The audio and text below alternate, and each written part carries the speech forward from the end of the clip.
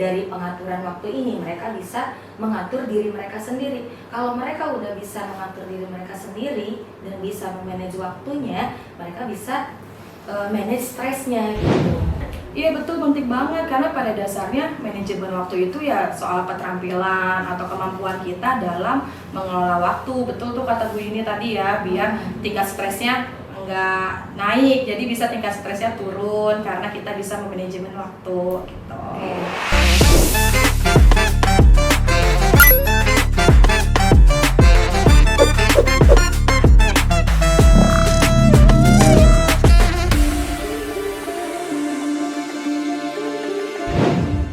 Assalamualaikum warahmatullahi wabarakatuh. Halo sahabat M-Potters. Di sini bersama kami di Ma'arif Podcast Dalam edisi Sahabat Siswa. Kayak sebelumnya perkenalan dulu, saya Yuni Irani Dan saya Siti Fatmala akan menemani beberapa menit ke depan bersama kalian semua untuk membahas tentang manajemen waktu untuk pelajar.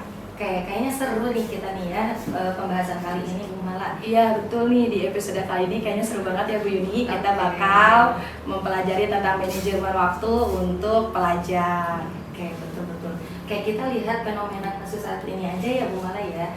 Di SMK kita, jadi sekolah kita aja masih ada nih sedikit beberapa siswa yang datang ke sekolahnya terlambat.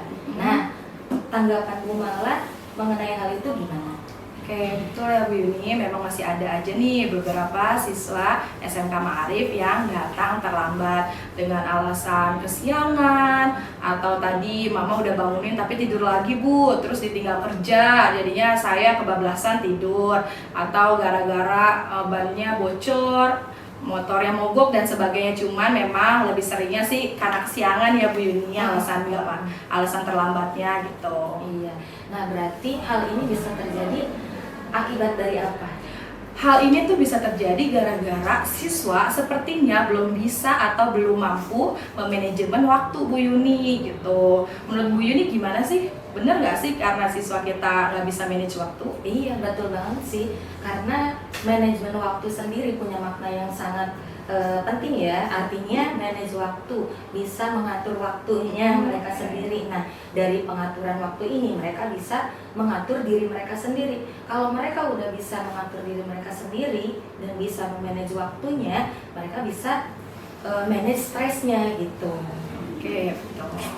Nah, berarti penting ya Bu Mal ya. Iya betul, penting banget karena pada dasarnya manajemen waktu itu ya soal keterampilan atau kemampuan kita dalam mengelola waktu. Betul tuh kata Bu ini tadi ya, biar tingkat stresnya nggak naik, jadi bisa tingkat stresnya turun karena kita bisa memanajemen waktu gitu. Oke, sekarang pertanyaannya Bu Mala, kalau kita udah tahu makna manajemen waktu ini sangat penting. Iya. Nah, kira-kira kalau kita bisa, cara kita untuk bisa memprioritaskan aktivitas itu kayak gimana? Kalau caranya mungkin dengan membuat to-do list ya Bu Yuni. Bu Yuni gimana? Kira-kira setuju nggak kalau kita harus buat to-do list dulu nih, belajar di awal untuk manajemen waktu? Oke, setuju banget sih kalau itu. Jadi biar bisa lebih terarah ya dalam satu hari ini apa aja nih yang harus kita kerjakan gitu. Gitu kan ya maksudnya ya? Iya betul, jadi kita lebih bisa mengarahkan dengan yaitu membuat to-do list. Kita buat dulu tuh list-list dari semua kegiatan yang akan kita lakukan, mau sehari, 2 hari, atau 1 minggu ke depan gitu.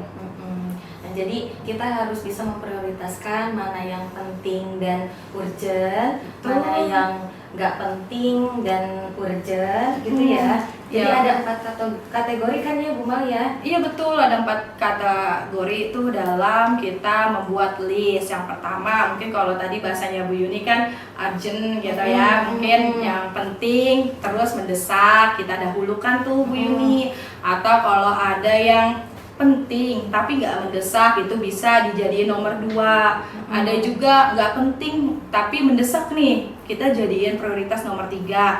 Ada juga yang nggak penting dan nggak mendesak, itu biasanya jadi prioritas keempat gitu. Kira-kira Bu Yuni bisa ngasih contoh nggak sih soal tentang apa sih contoh-contoh dari prioritas penting dan mendesak itu apa gitu? Kalau kategori pertama tadi apa tuh?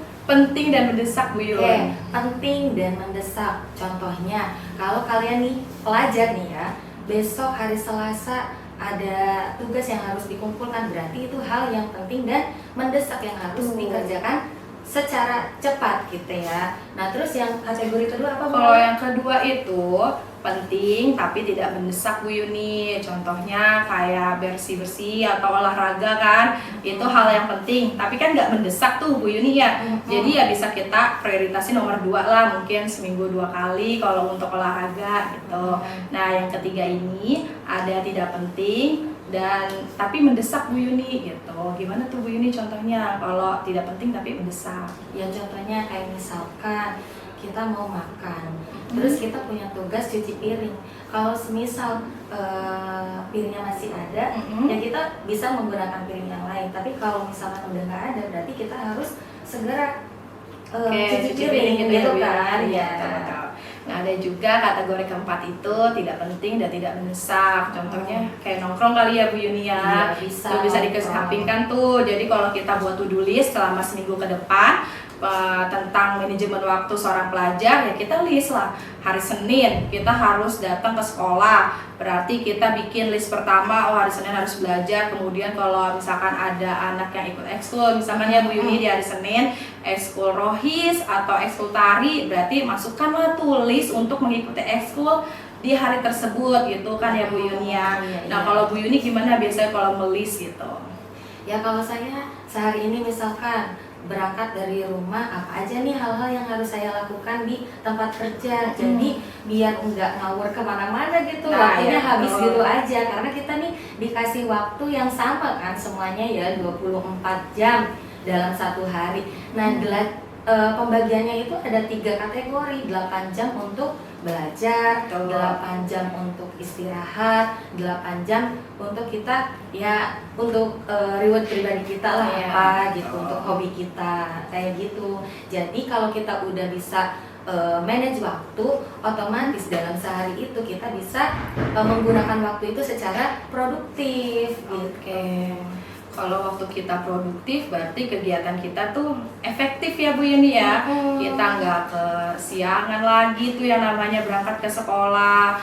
Terus nggak ada lagi juga yang buru-buru atau tugas ketinggalan nih, salah satunya kalau kita udah bisa memanajemen waktu, nggak ada lagi tuh lupa ngerjain tugas atau tugas ketinggalan di rumah, kesiangan. Jadi siswa SMK Ma'arif bisa nih datangnya tepat waktu, disiplin dan sebagainya. Kira-kira kita perlu bahas apa lagi sih Bu Yuni tentang manajemen waktu? Oke nih Bu Mala, ternyata nih tim M-Pods ini udah beberapa hari nge-share nih ke sosial media untuk menarik pertanyaan-pertanyaan nih tentang manajemen waktu. Ada beberapa pertanyaan yang dilantarkan ke kita nih Bu Mala nih. Oh boleh tuh Bu Yuni. Saya lihat dulu ya.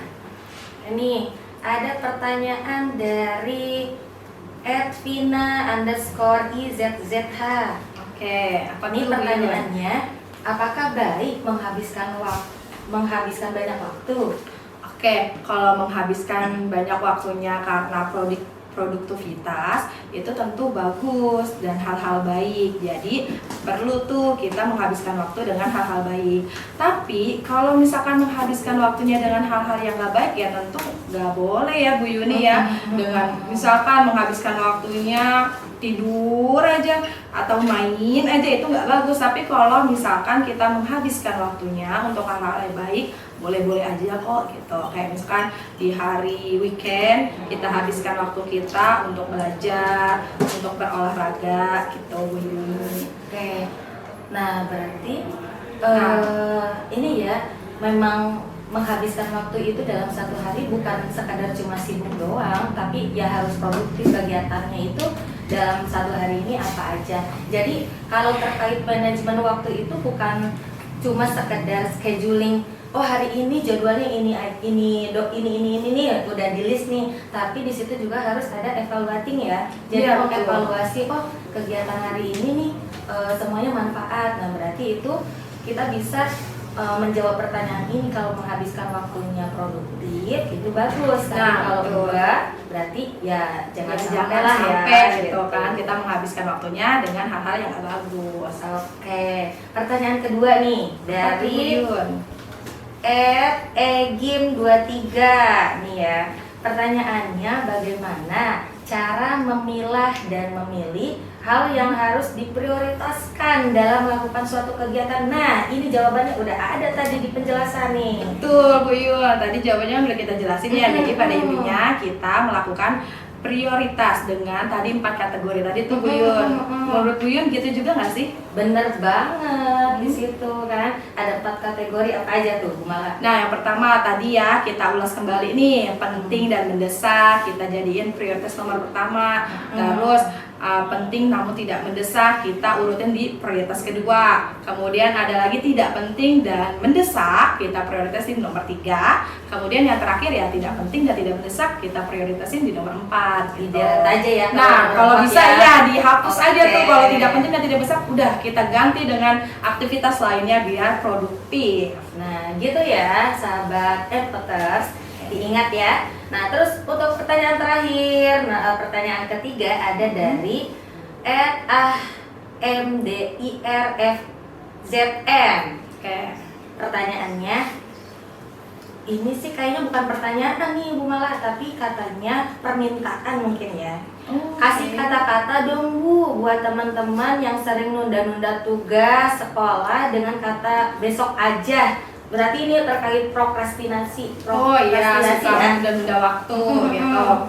Kata-katanya yang pertama, karena hidup kita cuma sekali aja, maka apapun yang bisa kita kerjakan di hari itu harus kita kerjakan. Karena kita kan nggak tahu nih di besok hidup kita gimana, masih hidup atau enggak, atau masih produktivitas atau enggak, sehat atau enggak. Jadi untuk yang menunda-nunda, silakan prioritaskan dulu apa yang harus kita kerjakan. Nggak boleh lagi yang namanya menunda-nunda Bu Yun. Kalau menurut Bu Yuni gimana? Ya benar banget, karena kita dikasih kesempatan hanya sekali, jangan sampai itu disia-siakan dong ya. Iya. Harus ada ya, hidup kita harus berarti setiap harinya gitu ya. Iya, harus berarti, harus bermanfaat biar kita bisa kegiatan sehari-harinya tuh efektif. Terus kalau misalkan tadi kan kita udah membahas manajemen waktu tuh ya Bu Yuni ya. Tadi kan pertanyaannya juga berkaitan dengan manajemen waktu. Nah, kalian ulas lagi kegiatan kalian sehari-hari biar nanti manajemen waktunya, karena kalian itu pelajar, kalian bisa lebih baik lagi. Nggak ada lagi yang datang ke sekolah terlambat dengan alasan kesiangan atau mama nggak bangunin dan sebagainya gitu. Kalau menurut Bu Yuni ya, tadi kan manajemen waktu itu udah penting, kita udah jawab-jawab pertanyaan juga ya. Ada nggak sih hal-hal yang perlu ditekankan nih ke siswa-siswa kita biar mereka mau dan mampu mengelola waktu, memanajemen waktu, biar hidupnya jadi lebih efektif, terus tingkat stresnya turun. Nah, ya ini balik lagi ke tujuan ya. Tujuan hidup kita tuh apa, dan setiap harinya mau dibuat apa nih hidup kita, gitu aja sih sebetulnya Bu Mala. Jadi ya mungkin supaya hari-hari kita berarti tuh bisa menentukan tujuannya apa sih kita tuh hidup gitu. Jadi dari sana kalau kita udah menentukan hope, tujuannya apa hidup kita, kita bisa lebih memaknai arti waktu itu seperti apa, sehingga kita bisa manage waktu dengan baik gitu sih. Oke Bu Yuni, ternyata kita udah di penghujung acara nih. Iya benar banget nih sahabat Empaters, pembahasan kita kali ini seru banget. Jadi jangan lupa untuk manage waktu kita ya. Dan untuk Empaters yang suka video-video kita, jangan lupa subscribe, like, comment, and share video-video kita. Saya Siti Fatmala Dan saya Yuni Rahmi pamit undur diri. Jangan lupa saksikan lagi episode selanjutnya. Bye.